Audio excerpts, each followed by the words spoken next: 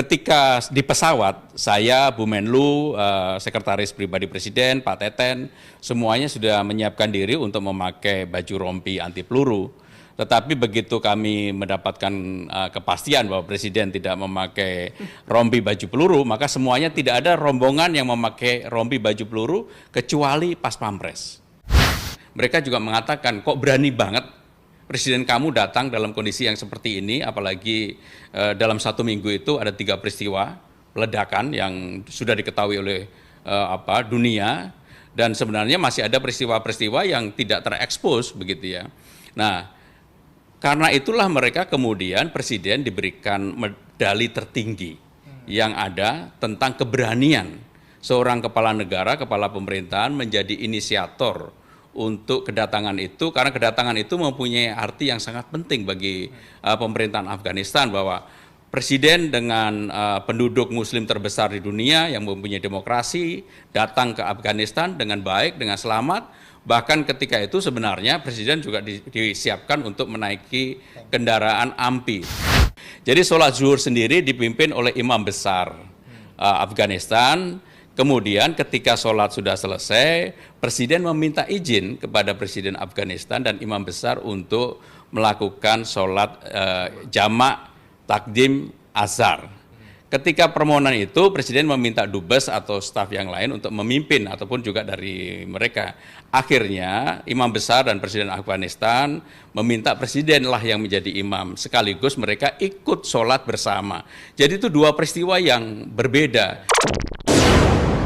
Dan untuk mengetahui momen-momen menarik dan menegangkan selama kunjungan Presiden ke Kabul, Afghanistan, ada rekan kami Eko Frima Andani sudah bersama Sekretaris Kabinet Pramono Anung yang juga turut serta ikut Presiden Joko Widodo berkunjung ke 5 negara tersebut. Ya, kita akan langsung tanya kepada Eko. Eko, apa yang dirasakan Presiden dan juga tim saat datang ke Afghanistan? Ya, Widya dan Naila, benar sekali. Dalam kunjungan Presiden ke Afghanistan, selain bersejarah yakni 57 tahun tidak ada Presiden Indonesia yang mengunjungi Afghanistan, tapi juga menyimpan dan juga membuat ada sejumlah tanda tanya terkait kunjungan Presiden tersebut. Salah satunya, apa sih yang membuat Presiden Joko Widodo nekat untuk mengunjungi Afghanistan? Telah hadir bersama saya, Pramono Anung, Sekretaris Kabinet, yang juga ikut mendampingi Pak Presiden. Mas Pram, sebenarnya apa sih yang menjadi alasan Pak Jokowi mau mengunjungi Afghanistan, padahal sebelumnya juga terdapat serangan dan juga paginya terdapat serangan juga? Jadi pada malam hari sebelum, atau 2 malam sebelumnya dan malam 1 hari sebelumnya, sebelum kita tetap ke Afghanistan, saya dan Bu Menlu melaporkan kepada Presiden mengenai perkembangan yang ada. Tentunya kami mendapatkan masukan data intelijen dari Kabin dan juga dari kedutaan kita yang ada di Afghanistan. Dan ketika kami laporkan bahwa terjadi peledakan dengan menggunakan ambulan yang meninggal lebih dari 100 orang, kemudian sehari sebelumnya, bahkan paginya sebelum Presiden mendarat ada penyerangan ke Akademi Militer di Afghanistan yang juga memakan korban. Dan ketika itu Presiden menyampaikan tetap memutuskan untuk ke Afghanistan, dan beliau hanya menyampaikan ya udah kita tetap berkunjung, bismillah, dan saya yakin pasti saya sudah dijagain oleh keamanan Afghanistan dengan baik. Jadi beliau tetap akhirnya memutuskan untuk berkunjung walaupun masukan dari mana-mana berbagai hal yang seperti itu. Ya, tapi saudara, kan dengan kondisi keamanan yang tidak direkomendasikan seorang presiden ke sana, sebenarnya apa sih untungnya untuk Indonesia datang ke sana? Ya, saya melihat yang pertama memang presiden kita ini tidak pernah punya rasa takut ya. Sehingga dengan demikian presiden meyakini pasti urusan keamanannya beliau terjamin. Yang kedua, memang bagaimanapun kunjungan ke Afghanistan ini menjadi simbol yang sangat penting.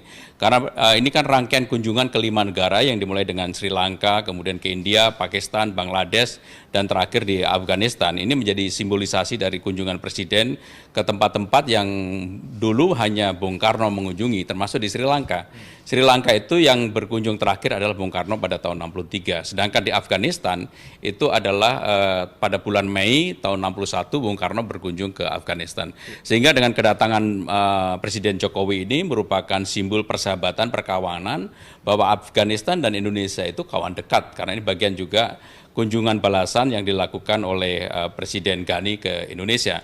Dan Presiden Jokowi juga menjadi inisiator terhadap proses perdamaian yang melibatkan ulama yang selama ini tidak pernah dilakukan pendekatan, yaitu Presiden telah mengundang HPC, High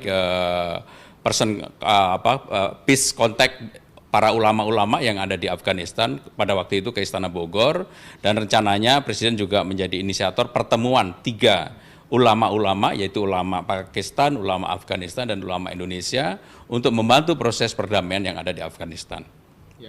Terus satu lagi Mas, mungkin saya tanya secara pribadi seorang Pramono Anung, takut tidak sih Mas dengan kondisi seperti itu? Ya, karena kami mengetahui arus lalu lintas informasi dari intelijen, dari kedutaan yang berbagai hal. Tentunya kalau saya bilang tidak ada kekhawatiran, pasti kami sombong. Jadi ada kekhawatiran, bahkan ketika di pesawat, saya, Bu Menlu, Sekretaris Pribadi Presiden, Pak Teten, semuanya sudah menyiapkan diri untuk memakai baju rompi anti peluru. Tetapi begitu kami mendapatkan kepastian bahwa Presiden tidak memakai rompi baju peluru, maka semuanya tidak ada rombongan yang memakai rompi baju peluru kecuali Pas Pampres. Sehingga dengan demikian sempat beredar bahwa kami memakai baju rompi itu masih di atas pesawat. Tetapi begitu turun dari pesawat, semuanya memakai baju biasa, tentunya dengan penghangat, bahkan Pak Teten saking tegang dan gugupnya menggunakan selimut untuk menahan rasa dingin yang ada di sana. Ya. Nah, itu juga menarik, Pak Teten turun menggunakan selimut sampai dikira sebagai ulama besar Indonesia yang ikut. Itu gimana sih bisa sampai kelupaan gitu? Ya, yang pertama Pak Teten tidak mempersiapkan baju ininya. Kebetulan mungkin masih ada di koper, belum sempat ini, sudah mendarat dan Pak Teten menggunakan itu. Ketika Pak Teten memakai, kami juga pikir juga bercanda. Ternyata memang betul Pak Teten tidak menyiapkan kelupaan saking tegangnya untuk membawa itu, dan itu adalah selimut yang ada di pesawat. Nah, ketika turun dan kemudian pada jajaran ketika menyambut Presiden Ghani, setelah Presiden Jokowi diperkenalkan dengan rombongan Wapres dan Menteri yang ada, banyak orang yang menganggap bahwa Pak Teten ini adalah ulama dari Indonesia, padahal yang sebenarnya itu adalah selimutnya pesawat. Dan ketika beliau menyantolkan selimut itu, kan overcoat nggak boleh dipakai. Nah, Pak Teten juga menyantolkan selimutnya, bahkan pada saat bilateral maupun makan siang itu selimutnya selalu dibawa. Oke. Dan itu satu lagi yang menarik Mas. Saya mengamati dalam kunjungan 5 kenegaraan Presiden itu, cuma di Afghanistan Presiden Jokowi yang memakai peci hitam. Apakah ini adalah salah satu diplomasi peci hitam Pak Jokowi? Mengingat ada mengatakan Soekarno yang terakhir mengunjungi Afghanistan. Apakah ini ada sangkut paut? Jadi Presiden Soekarno di dalam kacamata di Afghanistan dan juga sebenarnya di Bangladesh yang kami tahu itu sangat mendapat tempat yang sangat terhormat, termasuk di Sri Lanka, termasuk bahkan di Pakistan, dan itu disebut langsung oleh Presiden maupun Perdana Menteri Pakistan. Dan ketika di Afghanistan, kenapa kemudian semua rombongan termasuk Presiden menggunakan peci hitam? Karena ini memang menunjukkan simbolisasi sebagai kawan dekat yang datang. Kemudian juga Presiden menyiapkan peci yang kemudian ini dilakukan tukar-menukar dengan Presiden Afghanistan sebelum sholat zuhur. Sehingga dengan demikian yang menjadi simpang siur ini juga kami ingin meluruskan. Jadi kronologisnya, Sholat ini ya? Ketika sebelum sholat zuhur, Presiden dan Presiden Afghanistan, Presiden Jokowi, dimulai dari Presiden Afghanistan memakai pakaian yang kemudian digunakan oleh Presiden ketika sholat itu. Itu adalah sebelum sholat duhur, sebelum mengambil air wudhu. Dan kemudian Presiden juga memberikan peci yang dipakai oleh Presiden Afghanistan ketika sholat zuhur.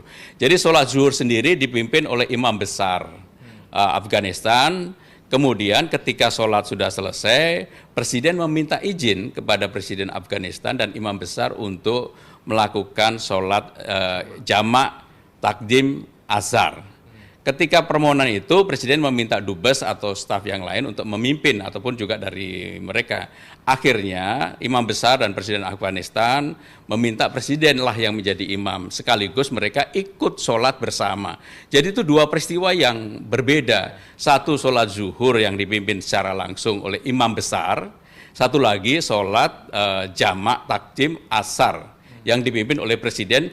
Ketika Presiden sebelum maju, sebenarnya Presiden meminta dubes ataupun juga anggota rombongan yang lain untuk memimpin, tetapi akhirnya Presiden meminta izin kepada Presiden Afghanistan dan imam besar, mereka mempersilahkan Presiden untuk menjadi imam dan mereka ikut serta di belakangnya.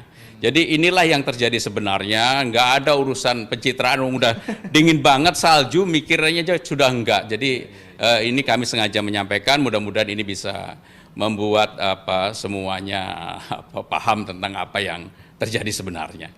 Satu lagi foto Mas Pram yang juga viral di publik adalah sujud syukur pas Pampres dan juga Bu Menlu. Itu bisa diceritakan gimana sih kondisi sebenarnya, Mas? Ya, mungkin semua rombongan yang berkunjung, karena hampir sebagian besar kunjungan Presiden kan saya mendampingi. Jadi ini adalah kunjungan yang sepanjang jalan ketika sebelum mendarat itu mungkin sebagian besar rombongan itu zikir, Al-Fatihah, kemudian juga berdoa, karena memang kondisi di sana itu benar-benar kondisi yang tidak normal. Bahkan ketika kita mendarat di bandara, itu kurang lebih jam 11.40 atau jam 2.10 waktu Indonesia, kemudian kita dibawa ke Istana Presiden itu sepanjang jalan, itu ada yang kita lihat adalah beton, dan kemudian kendaraan lapis baja. Dan memang ada 2 helikopter di atas, dan juga balon udara yang memonitor pergerakan dari Presiden. Sehingga dengan demikian memang kondisinya harus diakui tidak normal. Dan ketika saya berbicara dengan salah satu menteri mereka juga mengatakan, kok berani banget Presiden kamu datang dalam kondisi yang seperti ini, apalagi dalam 1 minggu itu ada 3 peristiwa ledakan yang sudah diketahui oleh dunia, dan sebenarnya masih ada peristiwa-peristiwa yang tidak terekspos begitu ya.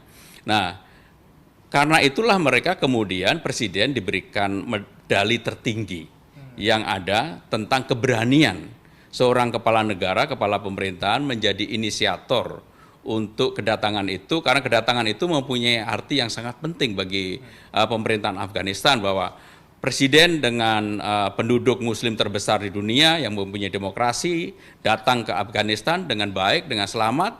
Bahkan ketika itu sebenarnya Presiden juga disiapkan untuk menaiki kendaraan AMPI, tapi Presiden memutuskan untuk menggunakan kendaraan yang disediakan oleh Presiden Afghanistan, dan akhirnya menggunakan kendaraan roda 4. Semua rombongan juga memakai roda 4, saya sendiri juga menggunakan roda 4, kendaraannya cukup baik, Mercy, tetapi mungkin hanya kendaraan Presiden dan Ibu Negara yang ada anti peluru, anti bom dan sebagainya. Ya, rombongan tidak. Bahkan orang Afghanistan sendiri heran kenapa ada presiden negara lain yang datang sini. Sangat berani. Maka kemudian begitu selesai acara, Ibu Menlu sebagai penanggung jawab kunjungan kan selalu Menteri Luar Negeri. Kemudian dan Pas Pampres yang bertanggung jawab keamanan itu melakukan sujud syukur di dalam pesawat. Dan itu saya mengambil fotonya juga tidak ada rencana untuk di ini. Begitu saya ambil dan kemudian foto itu saya share di para menteri, yang sekarang ini kan begitu di-share sangat gampang untuk diketahui yang lainnya. Dan itulah yang kemudian menjadi viral, dan karena sudah viral saya minta izin kepada Bu Menlu, kepada Pak Teten untuk saya masukkan dalam Twitter saya. Jadi itulah rangkaian peristiwa kunjungan Presiden kita ke Afghanistan. Oke, cukup menarik ceritanya. Jadi apa yang selama ini tidak diketahui orang, diketahui langsung oleh orang yang saksi mata yang juga mendampingi Presiden. Terima kasih Mas Pram, waktunya. Itu dia wawancara saya bersama Pramono Anung, Sekretaris Kabinet yang ikut langsung mendampingi Presiden. Kembali ke Anda. Baik, terima kasih rekan Eko Frima. Salam dan juga salut tentunya untuk seluruh teman-teman yang baru saja melakukan kunjungan kenegaraan mendampingi oleh Presiden Joko Widodo.